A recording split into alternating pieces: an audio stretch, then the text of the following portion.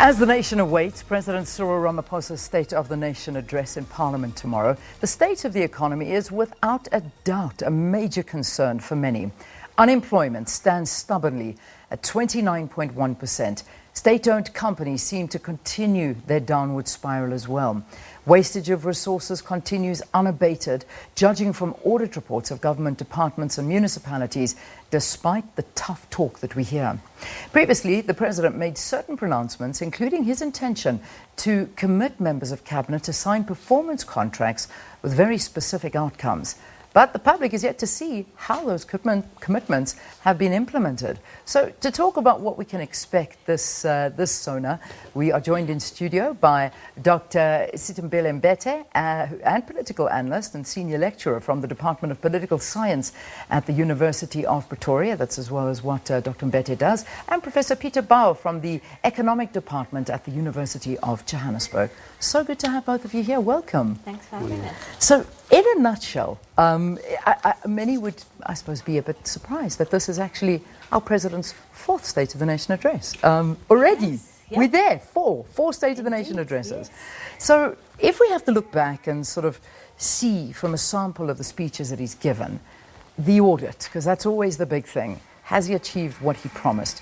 Obviously, all of them, it's difficult to go into detail, but what are your views so far, just, from what you've seen?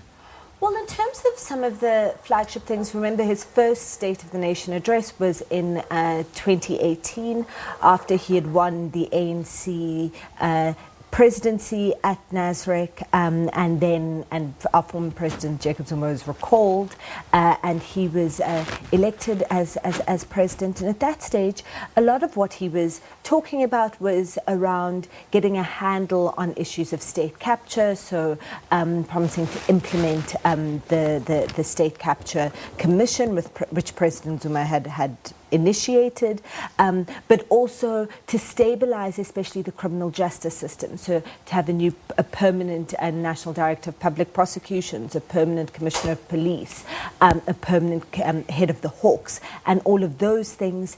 And really it was that was the Tumamina speech, with lots of hope and new dawn and things. Last year, a lot of what he spoke about was around economic initiatives, particularly the economic summits, and initiatives around youth employment.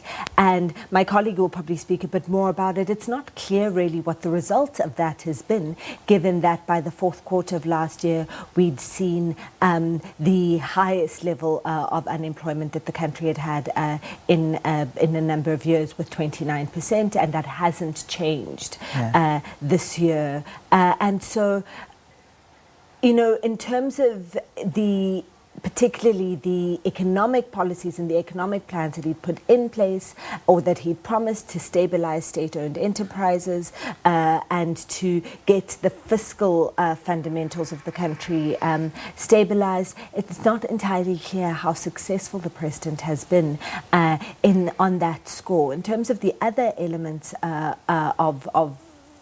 of governance, so education, for example, or putting in place the national health insurance, it's not clear that those initiatives really are bearing much fruit either. So at the moment we're still at a wait and see kind of a juncture in our path here as South Africa.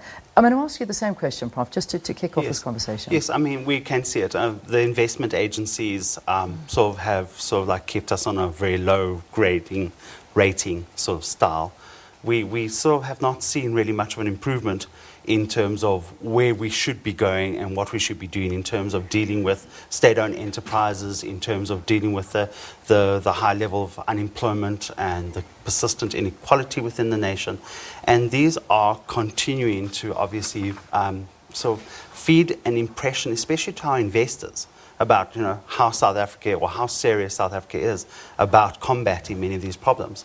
The real challenge is these institutions are really, really big, and it's going to take a long period of time in order to change and rectify and correct and put us back on the right trajectory within context of these particular agencies.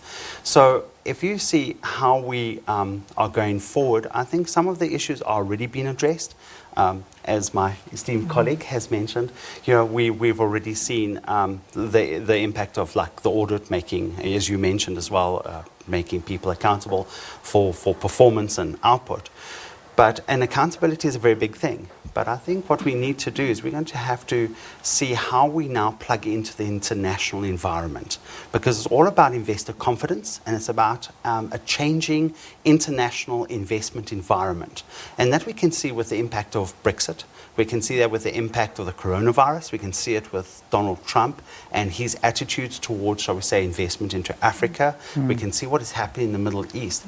And I think a large part of the agenda needs to start focusing very heavily on these international events and how we are going to best take advantage of this changing international climate.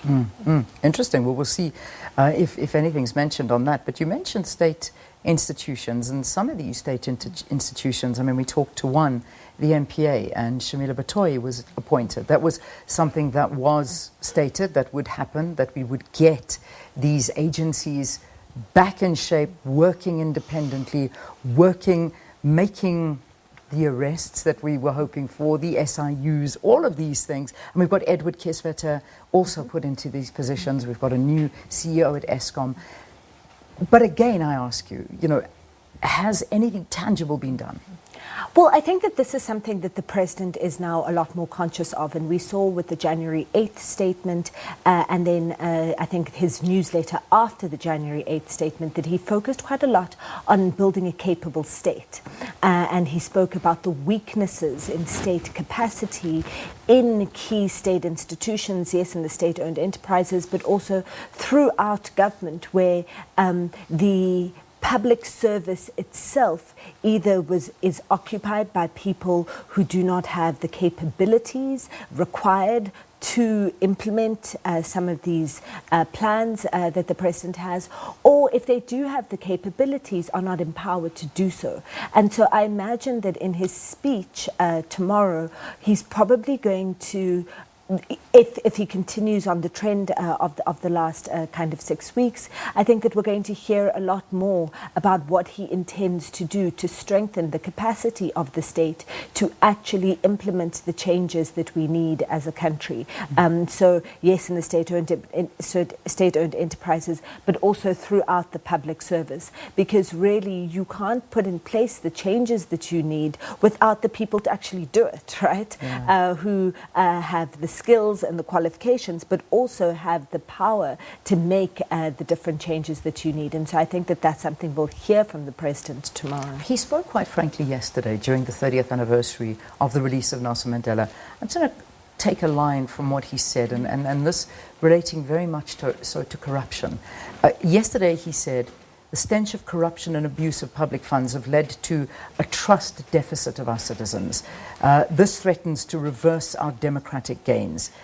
He goes on to say that he'll be telling the nation in his speech about what the government has done and what we have not succeeded in doing over the past year. We should talk frankly about how we should chart a new course for the year ahead. Basically admitting that corruption is still one of the biggest failures of South Africa. So as much as we spoke to this new dawn, this Tumamina, this things are going to change now, yes, we ask, yes, but has it changed really? Yeah, but I think he needs to get business back on board. He needs to win over business. He has to bring business confidence back up. If you can see how business confidence has declined in South Africa over the last couple of years, a lot has to do obviously with our sort of very weak economic condition or position where we're sitting in. But he has to bring business on board, because business is actually going to be one of the biggest role players in helping us reduce or solve the unemployment problem. Business has to also bring us back on the stage in terms of promoting our exports, driving our trade, and creating a better environment for its employers, its workers. And so, when we deal with an environment where there's a large amount of corruption taking place and there are bad business deals taking place, that's not really helping us. Obviously, the state-owned enterprises play a big role here because the businesses need support. We need electricity. We can't, this rolling over of energy is not exactly the most conductive thing towards creating a stable business environment. And then if you just take a look at the way in which these SOEs are structured and the monopolistic power behind them and how influential they can be. And if we want to bring those international investors back on board, that's where we got to focus again. Yeah. And so it's bringing business on board, it's bringing our SOEs in line with businesses to build up business confidence once again. Well, but I mean, let's be real. How do you bring back business confidence when genuinely there is no electricity? I mean, we know we're living with this. We've been told from the Eskom CEO, from everybody, that the electricity problems are not going anywhere, that for the next 18 months minimum, we're going to have it hard. There is going to be load shedding every day, who knows what stage, and it's not going to get any better. How do you convince an international investor to come into a country and say, no, come, everything will be okay, when it's really not? We're struggling to get by. Absolutely. I mean, and just take a look at the people themselves. How many people are living in informal settlements in the most dreadful conditions? How many people are experiencing still this growing inequality problem? And then there are other issues, like, for example, gender violence that we experience in South Africa, gender inequality that we're experiencing, and all of that is all plugging into this whole debate. So if we want to bring our investors back in and we really want to convince them, then I think government has to make put some things on the table to say, listen, these are the commitments we're going to make in order to turn these state-owned enterprises around. Yeah. We've got to put on energy. If we just take a look at how, for example, China dealt with the coronavirus, and was it in a matter of a week or so, they had built a 100,000 bed hospital, to deal with the problem. We need, in a short period of time, we need those power stations to be erected. And there's so many alternatives. And it's about actually deliverables and convincing the people themselves that this can be solved. You bring up that coronavirus, and I'll talk to you about this, and that hospital that everybody watched being developed over just a couple of days. Literally 10 days, you see hospitals coming up and everything's going. Then one of the, I was reading an article, I'm not sure where it was, I think it was in the Daily Maverick, and they were talking to this exact issue. And then I spoke to somebody who works very closely with the president and does the auditing, and says, in South Africa, it is not that simple. In China, the president will say, build a hospital, and a hospital is built. In South Africa, if the president says that, there are laws. There are far too many laws, whether we're talking about environmental impact laws, we talk about appropriation laws, we talk about the working, the unions, the hours, the administrative laws. So a lot of the time, the president's hands are tied because there's just so much red tape and it can't be done. What are your views on that? I mean, do you think that that's half of our president's problems? Look, I do think that because in a democracy, part of what you do as somebody that gets elected is that you run to get all of this power, and then you need to accept that you can't use all of it. Exactly. Right? And so that certainly is a constraint that faces our president. And what we've also done as a country is that in order to deal with the issues that we have of corruption and other things, is that we've put so many laws and regulations in place to make sure that money won't be spent incorrectly. And the irony then of that situation is that often money still is spent incorrectly because it's so difficult to spend money legitimately. It never goes to its intended purpose. Never goes to its intended place. But with all of that being said, I think that the president can provide direction and make firm decisions on things and put in place the systems to monitor and to ensure that things are implemented. And it's that kind of firm decision making and decisiveness I think that people wish to see more of from the president, to take a firm stance on things and then to have the sense that the president is then following up and making sure that things are implemented. My colleague mentioned gender-based violence, for example. There was a massive summit, a gender summit, to deal with, to put in place some plans about how to address gender-based violence, how to fund the police properly, the justice system, hospitals to deal with rape kits and that sort of thing. And it's still not clear what the outcome of that has been, right? It wasn't clearly budgeted for, it seems. And so, even within the constraints that our president has legally and in regulatory terms, there is a decisiveness, I think, that South Africans would like to see from the president that we haven't seen just yet. That word, decisive, I think that's the word that South Africans are looking for from our president, is that a lot of people look at him and say, yeah, but, you know, in all these times, we haven't really seen that leadership that we so desperately as a country need. But he's also in a precarious position then. You know, there's a lot of, we know that the ANC are not singing from the same hymn sheet, that there are divisions, that there isn't that so-called unity. But at the end of the day, it's South Africa and South Africans that are not necessarily getting what they should be getting because of these divisions, and that being a problem. Another issue is so many people calling for heads to roll, people to sit behind bars. We talk about 9 wasted years. And these are things that we hear all the time coming out of the president's mouth, coming out of everybody's mouth. And yet there's no accountability. And that decisiveness perhaps is what people are looking for. Do you want to talk to that? Again, is our president's hands, are they tied when it comes to the laws? Because there are laws in place and he has to wait for those laws and courts and inquiries and commissions to all come up with findings. Indeed. Look, we must not forget that in our country, separation of powers is supreme. And so what the president did is that he put in place a process to appoint an excellent National Director of Public Prosecutions in the form of Sithembile Mbete. And then now he needs to give her space. And the national and the NPA, the National Prosecuting Authority, space to do the investigations and the prosecutions, and then the courts will take it from there. There's very little that he can do at this stage to say put people in handcuffs. It's not his job to do that. And I think that it would be a concern if we saw the president being, a whole lot of the reason why we're here in the first place is accusations of heads of state getting involved in prosecutions decisions. And so that's not something that we want to see. But of course there is real genuine frustration that the wheels of justice turn slowly. Yeah, and I think we're still reeling from the state capture situation that happened with the entire Gupta, and I think that's left a definite mark on the way in which businesses see South Africa. And that again ties up with your corruption issue.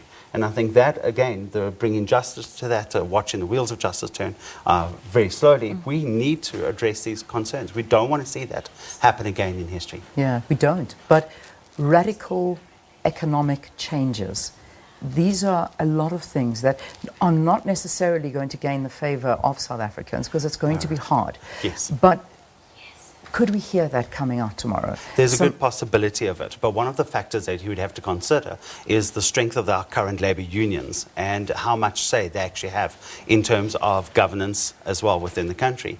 And our unions are big and they are strong, and the people do deserve representation. And it's always going to be the split between people's rights, workers' rights, and the rights to be able to put food on the table fairly without abuse, and then of course the needs and requirements of the state. And we've seen this happen with Margaret Thatcher in the UK when they started disempowering the unions. What the repercussions of that were long-lasting, and on the one side it was actually kind of beneficial to the British economy. Some people try and disagree with that, but it really did benefit them to a very large extent, but we couldn't imagine trying to apply that here, where unemployment is as it is so high. And so, you know, we've got to work this gentle line between, like, you know, what are businesses' needs and requirements, and how much power do they have, and how much power do their workers have? Because we really don't want to see people being abused for the state of that.